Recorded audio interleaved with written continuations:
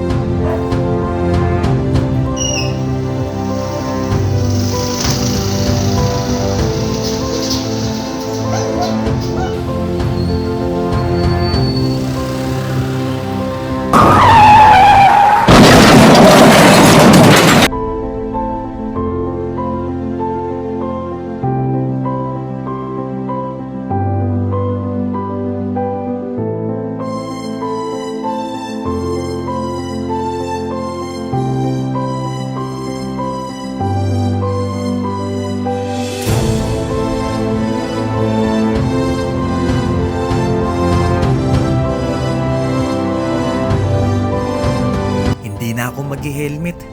Nakakatamad. Okay na din tong suot ko. Di na ako magbibihis dahil dyan lang naman ako. Ang lapit-lapit lang ng pupuntahan ko.